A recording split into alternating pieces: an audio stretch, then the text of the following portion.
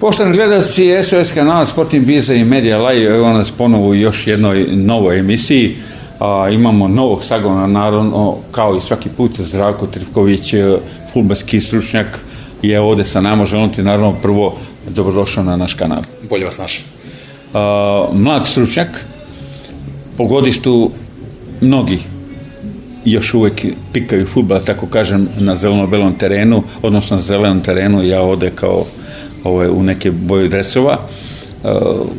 Šta vas je to prelomilo? Ajde krenemo prvo od te priče da uopšte uđete u trenerske vode. Pa prva stvar, mislim da sam uz Golu, uz trenera Slovena, da smo Gola ja najmlađi treneri u ligi. Pa šta me je prelomilo? Ajde kažem, igrao sam fudbal i na profesionalnom nivou i na amaterskom nivou. Od uvek sam se zanimao i dok sam bio onako u nekim godinama i kao mlad igrač, zanimalo me zašto se te neke vežbe rade, neke stvari sam i zapisivao, nešto onako, imao sam tu taj neki afinitet da možda u nekom periodu se bavim trenerskim poslom. Tako je sve i krenulo.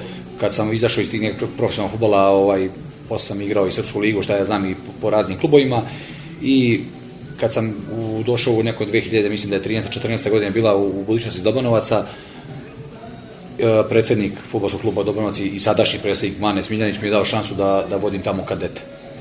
Tako je sve negdje počelo onako neplanski, što bi rekli. Krenuo sam možda i sa dosta manje znanja, više onako sa nekim stvarima iz igračkih dana. Upisao tu, tada je bila ta neka C licenca, krenuo da radim u Dobanovcima, posle toga krenuo da se usavršavam sa B licencom, sa A licencom u EFIN-om, došao do nacionalne pro licence i evo sad sam posle, ajde da kažem, vođenja dosta mlađih kategorije školice fudbala, kadeta, omladinaca, vodio prvi tim i u 5. ligi i u 4. i evo sad sam u 3. ligi, što kaže, vidim onako temeljno korak po korak. Tvoj razvoj, eto, sam si krenuo od tih Dobanovaca, bar što se tiče tog trenerskog kadra. Ajde kažem, za ovaj deo, posebno vezano za Inđiju, dosta pozitivnih iskustava ima što se tiče Inđija, presudnih igrača koji su stizali iz budućnosti svojevremeno. Koliko su, ajde kažemo prvo to, ta pružena šansa, koliko su Dobanovci dobri, eto, za mladog trenera da danas sutra krenu? Da vam kažem nešto generalno za budućnost Dobanovaca, oni su neki klub koji uvek gledam, i sad sadašnja perspektiva, i kad sam ja bio igrač kod njih, uvek su gledali da dosta momaka imaju iz svog mesta. Koliko god da je malo mesto i sve, uvek su pružali, pa možda i sa slabijim kvalitetom, gledali su da bude što više domaćih igrača, ajde tako kažemo domaćih. A što se tiče trenerskog posla, eto, kažem, neplanski me Mane ubacio u vatru i stvarno sam mu zahvalan na tome, posle sve ide i ja mislim da su ti početci bili onako jako dobri i evo sad sam tu gde sam, nadam se da će kroz neki period možda i otići i korak više, vidjet ćemo. Naravno, ta pro licenca ne biste polagali da nemate tu ambiciju, jel? Pa dobro, jasno, tako je. Da. Da krenemo od tih nekih seniorskih početaka treniranja. Uglavnom su bili vezani za područje Srema. Pa počeo sam možda danas, da li vi znate, fudbalski klub 13. maj. To je, da kažem, 5. liga, 1. liga Beograda tamo, gde je predsjednik kluba tada bio Goran Mance, rođeni brat od pokojnog Dragana Manceja, je, kažem, moj prijatelj iz Batajnice, da mi je rekao klub koji nikad u to vreme nisu ni trenirali ništa, igrali samo utakmice, 5. liga bila. Ja sad radio sa kadetima u Brsku Batajnice i odlučio sam se da prihvatim.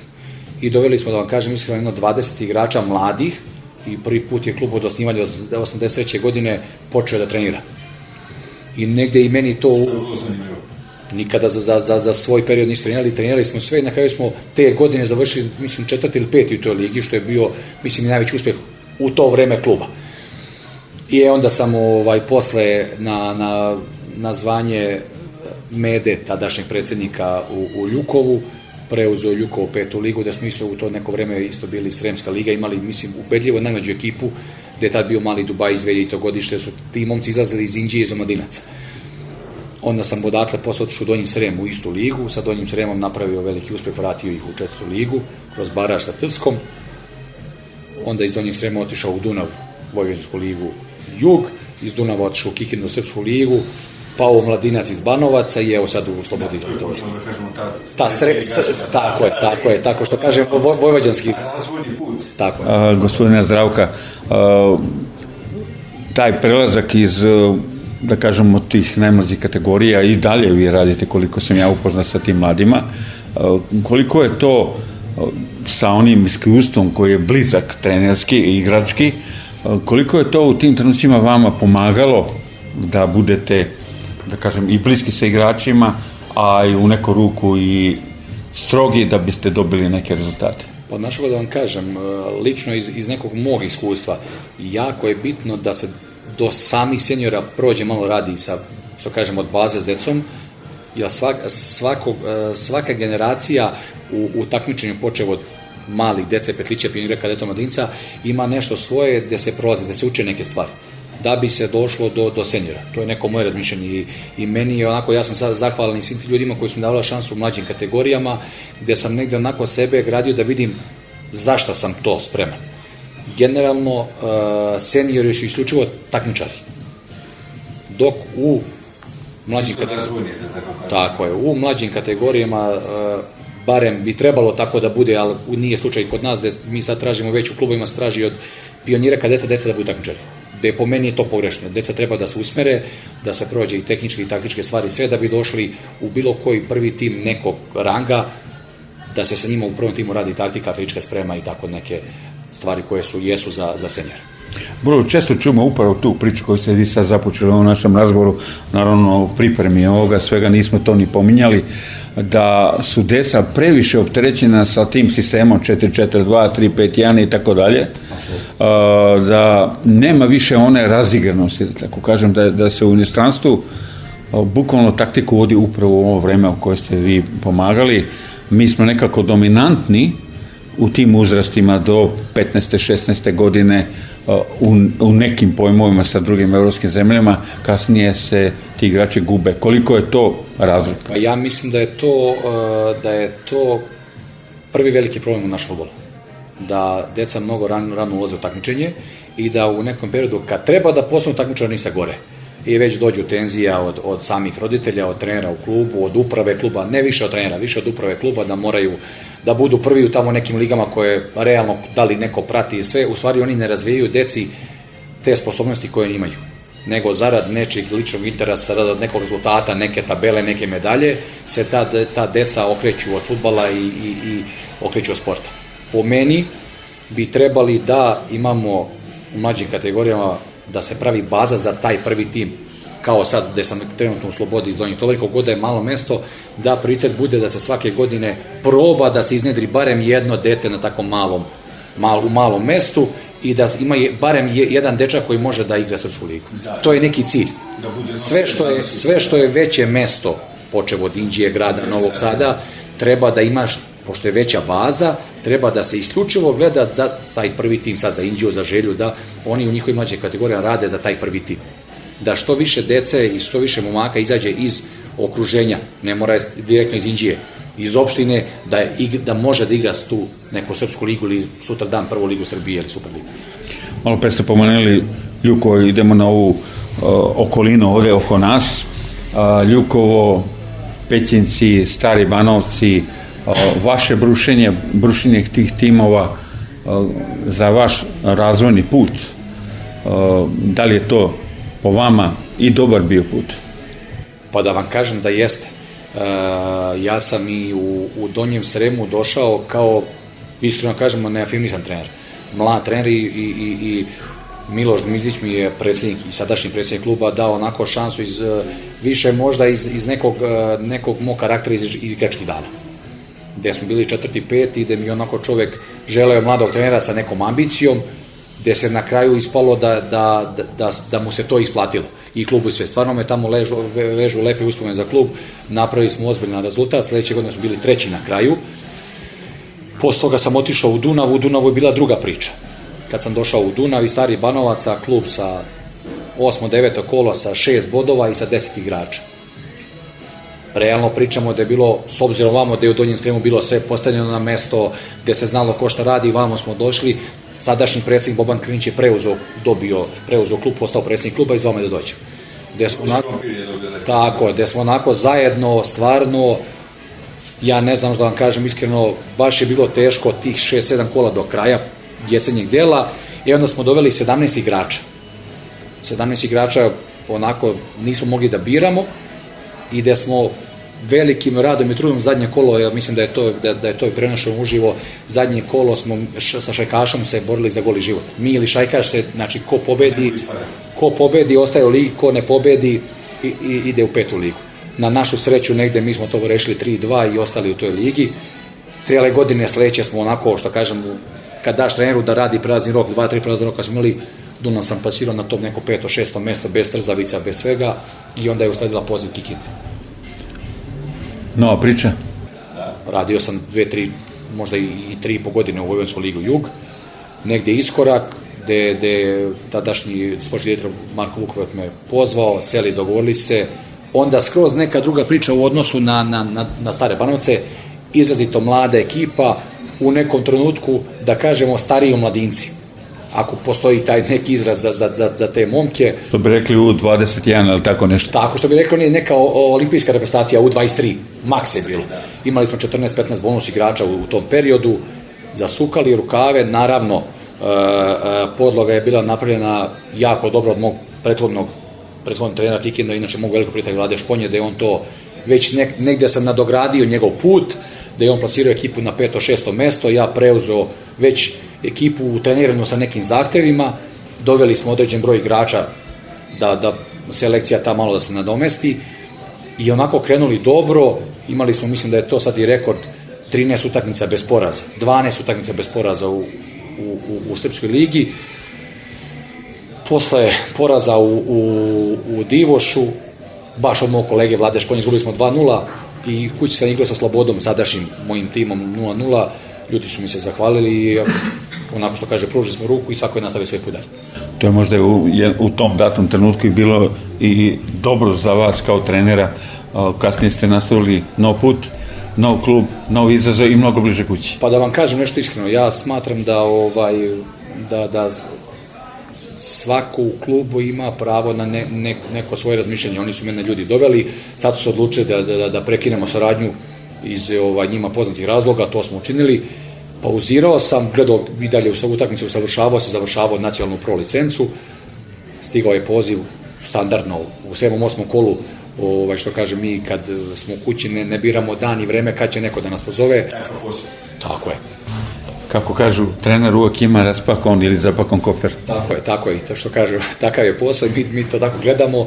Stigao poziv od Velje Katića, predsjednika fudbalskog kluba Mladinac, isto nezavidna situacija, što da kažemo, prihvatio sam, doveli smo se u Mirnu luku, odradio sam 7-8 kola tu do kraja sezone, bili smo, mislim, na kraju 4. ili 5. i završili Srpsku ligu i usledio je prelazni rok, gde sam ja onako bio zadovoljan kako smo to napravili, doveli isto mlade igrače, sve. Radio sam, posle 4. kola ja sam se negde nisam sebe prepoznao u tom nekom ambijentu. Posle poraza od Veternika, ja sam se zahvalio ljudima u klubu i na saradnji, igračima, sve. Stvarno, što se tiče njih, sa njihove strane, ja sam maksimalno ispoštovan na svim nivoima kluba. Jednostavno nisam osetio da mogu da dam to što treba da dam. I odlučili smo se na prekid saradnje. Taj moment kad čovek oseti da je prevazišao trenutnu situaciju, koliko je to teško biti ispravan, da tako kažem, preracionalno i iskren prema sebi. Pa znaš ko da vam kažem nešto, ja sam stvarno neko ko inače u životu, ako sam vaspitan da sve što radim sa nekih 100%. Da li je to u tom momentu dovoljno za nešto ili nije, to sad neko drugi odlučuje. Ja sam onako neko ko sam se stvarno dao u tom momentu i u fudbalskom klubu Mladinac, i igračima i sve. Jednostavno negde sam prelomio da možda ja ne dobijam povratne informacije ili to što se ja trudim toliko da se to u tom kolektivu vraća. Jednostavno nisam neko ko će da čeka samo da bi imao posao i nešto, jednostavno odlučio sam da na taj korak ušao u posle utakmice sa Čunjicu, pružio svima ruku i predsjedniku kluba na saradnji, sve, i što kažem, to je to. Taj kofer nije bio dugo zatvoren. Vrlo brzo ste našli novog angažman, nasledili ste iskusnog i mladog stručnjaka Đokića. Ovog puta je to bio put neki 20 km, 30, da kažemo vizuelno, ka Donjem Tovarniku Sloboda, nov izazov, opet u trenutku kada je sezona daleko odmakla. Pa da vam kažem nešto, ajde da sam i sad iskreno vam kažem, stvarno ništa nisam planirao. Prvo, jako bitna stvar, došao sam u klub u kome je trener napravio vrhunski uspeh. Neko to možda kaže ovako, onako, Miloš Đokić je od Tovarnika napravio ime. Od tog kluba je uveo ih je u zonu, pa ih je uveo u Srpsku ligu. Prošle godine su bili drugi nadomak Prve lige Srbije. Naravno da je to zasluga i ljudi koji su sad u klubu, ali ja volim da kažem da je to zasluga trenera koji je 4 godine bio trener u jednom klubu, postavio sistem, postavio onako neke prave postulate kako bi klub trebao da izgleda. Jednostavno nisu mu se možda poklopili adekvatni rezultati kao i meni u prethodnom klubu Mladinac. On je momak napustio i desilo se da me predsjednik Miloš, da me Miloš preporučio predsjedniku Siniši Đokiću. Došli smo, dogovorili smo se, znali smo otprilike o kakvim se problemima radi u klubu, pružili ruku da vidimo šta i kako. 3 boda smo imali kad sam došao u 6. kolu, skupili smo tih 16 bodova, da je moglo više možda i jeste, ali generalno ima puno još posla se radi. Sloboda je važila 2-3 skoro sezone za možda najiskusniji fudbalski kolektiv na nivou cele pokrajine Vojvodine. To je davalo rezultate prošle godine sigurno. Imali smo neke spektakularne, tako da ih nazovemo, utakmice koje je Sloboda odigravala posebno u prethodnoj sezoni. Neki zanimljiv sistem igre. Došli ste na to, kažemo, jezgro. Znali ste da su to iskusni igrači koji imaju neki određeni kliše, da tako kažemo, u svojoj glavi.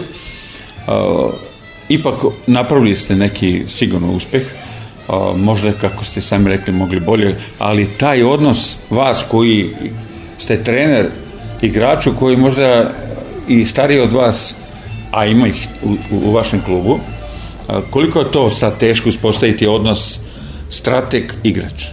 Pa da vam kažem nešto, generalno pričamo sad o Slobodi i o igračima u njoj. To su i momci koji su dosta prošli u fudbalu. Neko na vrhunskom nivou, počeo od Miloša Simova koji je čovjek igrao Ligu Evrope kapitena, pa do Zeke Đuričića, do Čolića, to su momci Kontea, to su momci koji su igrali Prvu ligu Srbije, Super ligu Srbije, igrali u Slovačkoj, sve. Njima nemate vi šta mnogo da pokažete, nego da ih usmerite više na neke stvari koji možda nedostaju u igri, koji oni možda nisu zaboravili, nego u tom momentu nisu videli da im je to potrebno. Da im malo podignete nivo svesti, da oni to dalje mogu, da oni to mogu da donesu. Što kaže, da ih usmerite možda na neku stvar gde su oni negde u posvesti ostali sa strane, neke stvari koje su im bitne. Nema tu sad nešto mnogo nekih stvari koje vi možete u 5. 6. kolu da menjate. Usmerili smo ih, mi smo prva 3 kola igrali na reš. I onda smo otišli u Monicu, izgubili. I to je onako bilo da možda i dalje ne verujemo u sebe da mi bilo šta možemo. Onda ta utakmica u Moljici nam je donela stvarno onako i meni kao treneru stvari možda na koje mi stvarno ne možemo u tom momentu da damo, da moramo da se pregrubišemo, da igramo možda malo drugačiji fudbal u odnosu šta je Sloboda navikla. I to smo negde onako svi mi zajedno prepoznali, od mog stručnog štaba do igrača, seli, razgovarali i mi smo naredne 4 utakmice 3 pobedili i igrali u Banovcima u Mladincu 2-2, gde je stvarno, mislim da smo, to sam i rekao i to, da smo onako drugo poluvreme drastično oštećeni u smislu fudbalske igre, da se nije igrao fudbal koji treba se igrati. Ali, što kažem, o tom potom i to je to. Da, fudbal je nekad vrlo čudna igra što se tiče rezultata i odnosa na terenu za igru. U ostalom, i moje dugogodišnje iskustvo u fudbalu je imalo raznih scena, tako kažem. Šta je sad što Slobodi sledi? Pa Slobodi što sledi, to je onako jedna prvo kadrovska rekonstrukcija, kad kažem kadrovska, mislim na igrački kadar, jer je Slobodan klub koji je onako jako stabilan i poštuje sve neke, ajde da kažemo, i svoje finansijske obaveze prema igračima i negde onako postavljeno da se zna u klubu ko šta radi. Mi smo sad trenutno u situaciji toj da se borimo neko kaže ovako, neko ko ja kažem onako iskreno da se mi borimo grčevito za opstanak.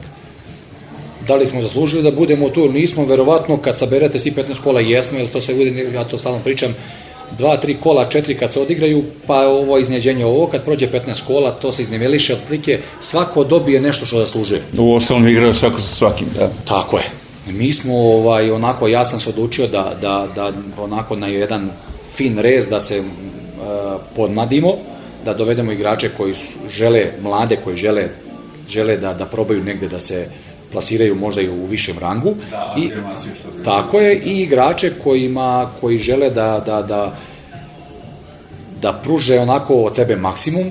Treba nam sveže krvi, treba nam dosta kvalitetnih igrača negde gore u toj, što kažem, u završnici ili u samom napadu, jer smo mi, ja to kažem, pričao sam i mojim igračima, da smo mi ovu polzonu bili motorički najslabija ekipa u ligi. Ne mislim na fizičku spremu i sve, nego jednostavno za ovaj rang takmičenja nismo bili ni dovoljno brzi, ni dovoljno agresivni, nismo onako imali igrače koji mogu to da probiju 1 na 1, sve te neke stvari koje za fudbal današnji treba. Malo pre ste pomenuli neke segmente u igri koje smatrate da su falili. Koliko su ti igrači, pored tog ogromnog iskustva, da tako kažem, bili i svesni te svoje snage, jer vrlo često, ja sam voleo svoje vremeno, kažu jurimo prvo mesto, ovo ono, da li ti igrači žele da budu prvi, pošto neće tamo negde igrati, ali ovo nije ta priča, ali je priča o toj borbi za opstanak. Znači, vezano za igrače, ajde kažemo te iskusne igrače koji su u slobodi. Mi smo juče imali sastanke kod nas u klubu, pa sam baš sa njima svakim obavio razgovor. I stvarno, obično se dešava u ovim, da kažemo, srpsko-ligaškim ekipama i uzonaškim, da kad imate preveliki broj igrača, da imate i problem. Od odnosa sve. Ja stvarno nemam, evo, za ovih 6-7 nedelja koliko sam bio u ovoj poluzoni u klubu, da je jedan igrač nije hteo. Odnos, atmosfera, sve između njih, to su oni stvorili između sebe dugi niz godina, zajedno su u klubu. Nijedna reč da se kaže ne. Tako je. Znači, odnos sa treninga, odnosno nemci. Ali jednostavno ima nešto što u datom momentu, što ja kažem, i kad dođeš do nekih broja godina, ne možeš da ti želiš i hoćeš, ali jednostavno telo ili neka druga brzina motorika ti ne dozvoljava. Što nije njihova mana, nego jednostavno da momci u tim godinama ne mogu više da ispune vezano u kvalitet za ovu ligu. Ima još jedna stvar, vremena se menjaju i fudbal svaki dan, znate sami, ubrzava se, napreduje, kako na nivou Lige šampiona, tako na nivou i naše Super lige, pa tako na nivou i ovih nižih liga. Traži se neki drugi igrači, drugi profili, jednostavno vreme ne dozvoljava da se vraćaš u prošlost. Imate stručni štab sa kojima već dugi niz godina, da tako kažem, gde god ste bili, ste jedne druge pokrivali, da tako kažem. Ovde ste ostavili, koliko ja sam upoznat, trenera Golmana, koji je već dugi niz godina trener u Slobodi. Taj odnos vas i ostatka stručnih štaba, koliko je on vrlo bitan za samo igru. Nešto kažem, sad smo pričali, sve u današnje vreme je jako bitan. Ja se sećam nekih slika sa nekih licenca gde je 60. godina u stručnom štabu bio jedan trener i jedan doktor. A sad ga pogledate na visokom nivou. Sad ga pogledate stručne štabove ekipa superligaških i Lige šampiona, pa ja mislim da sad izjednačilo broj igrača na klupi i broj da kažemo, ljudi u stručnom štabu. Sa mnom radi Nikola Popov, što kaže moja desna ruka, tu je Mladenko Petrović i tu je jedan, što kažem, vanvremenski trener, Đole Vojaković Đula, koji čovjek pleni svojom harizmom, svojim znanjem, ima 70 godina, ali tako ne izgleda. I ja sam onako... Znači isti koji ja. Tako, ja sam, da vam kažem nešto iskreno, sad ću da kažem javno, ja sam počastovan kako se taj čovjek odnosi prema terenu, fudbalu, golmanima. Ja stvarno nisam odavno video čovjeka u tim godinama da ima takav nivo rada i da to, što kažem, onako, meni prvo znači što mogu sa tim čovjekom da podelim razne stvari vezane za fudbal, jer je čovjek već 50 godina na terenu. I svaka njegova neka reč i svako njegovo neki govor može mnogo da se nauči. Malo pre smo se, uslovno rečeno, dotakli i budućeg praznog roka, vašeg opredeljenja da Sloboda bude mlađa, a pretpostavljam da će to biti možda i brže igra Slobode u sljedećoj sezoni, borba za ostanak, kao što ste sami rekli, vam sledi, a koliko će ona biti teška, zahtevna? Pa da vam kažem nešto, mi moramo da dovedemo sad igrače koji mogu da nas, što ja kažem, uslovno izvuku iz ovih naših problema. Jer nam je sad generalno prevashodni cilj da izgledamo prvo brže, bolje, hitrije, da igramo bolje, da bi sve to ostvarili mi moramo dovesti kvalitet. A s druge strane sami znate da u ovoj ligi se ne zna do tamo maja koliko ekipa ispada. I mi da bi što kažemo svi onako uslovno lakše disali, mi moramo da pobeđujemo u kontinuitetu, što sad ovu poluzonu nije bio slučaj. Jer sad nije dovoljno da se igraju 2-3 utakmice nerešene pa da se jedna pobedi. Nego moramo svaku utakmicu shvatati onako kao eliminacionu. Jer nemamo, sami znate, Srpska liga Vojvodine, barem ove godine, znatno jača nego prošle. Mnogo se klubova bori za opstanak, a da vam kažem nešto iskreno i prvi put, posle 2-3 godine da se možda 4 ili čak i 5 ekipa ravnopravno bori za ulazak u prvu ligu Srbije. I svaka utakmica je onako dosta teška. I za pripremu mi kao treneri i za igrače je sve.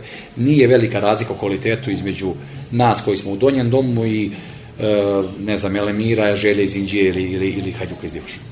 Te utakmice, malo pre ste pomenuli, Železničari i Slobode su nekako uvek bile epske.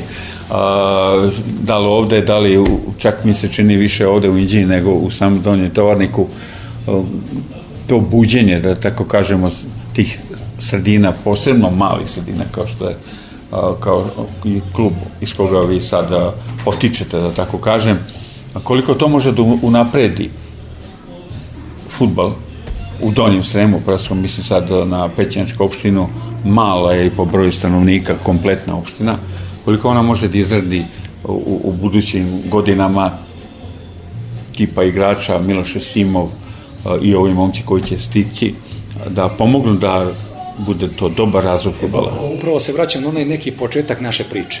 Da svi klub, prva stvar da u opštini Pećinci sama opština mnogo ulaže u sport. Prevashodno mislim na fudbal. I gde su od samih terena za igru, gde su deca dobili reflektore i na stadionu Donjeg Srema i balon i sve, mora se poboljšati rad u mlađim kategorijama. Svakog tog kluba na opštini. Da bi se onda proizveo jedan Miloš Simov.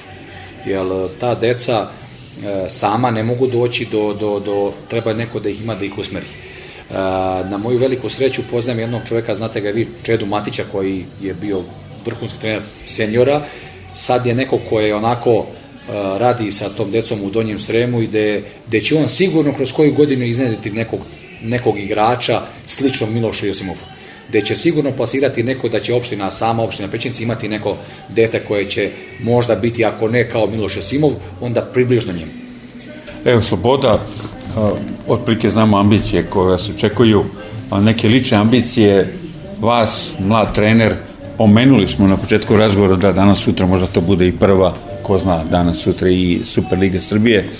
Šta u ovom trenutku, u smislu edukacije vaše, činite da danas sutra budete spremni za takav poziv? Pa da vam kažem nešto, ne prođe dan da se ja lično ne edukujem. Od čitanja raznih stvari do gledanja raznih utakmica, do priče sa kolegama, do svega, jer što kažu ovi neki naši tamo predavači na licenciji, jedan dan kad ne radiš na sebi ti si već u velikom minusu. Lično moje ambicije su da prvo napravim nešto sa Slobodom. Jer lako je pričati, mi ćemo ići tamo, da bi vas neko zapazio, negdje mora da ostavite neki trag. Kao što sam ostavio donji trag u Dunavu, u Donjem Sremu, tako i sad gledam da sa Slobodom napravim nešto zaista lepo i zaista neki pravi rezultat, da bi onda samo po sebi došlo da ima zainteresovanih ljudi, da bi vas negde ili preporučili, da bi vas zvali da neki više radi. Onako, stabilan sam, stojim na zemlji, znam koliko mogu i koliko radim, ali generalno sad mi je onako prevashodno Sloboda u glavi, da napravimo dobar prelazni rok, da odredimo dobro pripremni period i da, što ja kažem, ako možemo da pobedimo sve utakmice u prvenstvu, mi ćemo to raditi. Što da ne? Tako. Evo, ja bih ovde otprilike naš razgovor završio, nadam se da vi niste, da nisam nešto veliko propustio, ali želim svako slučaju na kraju da vam, ajde kažem, pružim priliku da, pošto blizu smo nove godine, odnosno manje više smo skoro u 2026. nešto da poručite tim ljudima i iz Donjeg Tovarnika i naravno šire svoje Batajnice? Pa nema šta što kaže, svim ljudima bi želeo da prevashodno da budu zdravi i srećni. Ovo neko, sad da ne pričamo malo samo o sportu, ovo neko vreme koje je tako turbulentno generalno i kod nas u državi i svud negde okolo, treba biti svoj i očuvati porodicu. Jer svaka porodica je stup svega. I zdrave porodice proizlaze veliki uspesi. Bez zdrave porodice, bez čuvanja tog nekog ognjišta svog, dešavaju se razni problemi. Što se tiče sportskih radnika, želeo bih da fudbal u Srbiji se digne na viši nivo, da ta edukacija trenera bude na višem nivou, da onako svi zajedno imamo neki cilj, a to je da što više dece, jer smo talentovana nacija, nema prazan hod između mlađih kategorije prvog tima, nego što više igrača da plasiramo, da li kod nas u klubove Superlige ili u inostranstvu. I onako negde krajnji cilj da nam stvorimo, da vratimo taj kult reprezentacije koji je zaboravljen od Radomira Antića, i ja mislim da je to bio poslednji pravi selektor u Srbiji koji je ujedinjavao ljude, ujedinjavao igrače, nije bilo podele. I ta sama utakmica će mi ostati urezana na tada je bilo Srbija i Rumunija na stadionu Zvezde, to je ono što treba da nas sve ujedini oko samo fudbala u Srbiji. Nadam se da će šampionski selektor doneti to nešto novo. Pa ja se nadam, jer on je isto čovek koji je onako posvećen svom poslu, mladi je i sve, treba da izdrži u svojim nekim ciljevima, da ne dozvoli da mu se niko meša u te neke stvari za koje on zacrtao i sve, i mislim da ćemo sa njim napraviti veliko uspeh. Još jednom hvala. Hvala vam.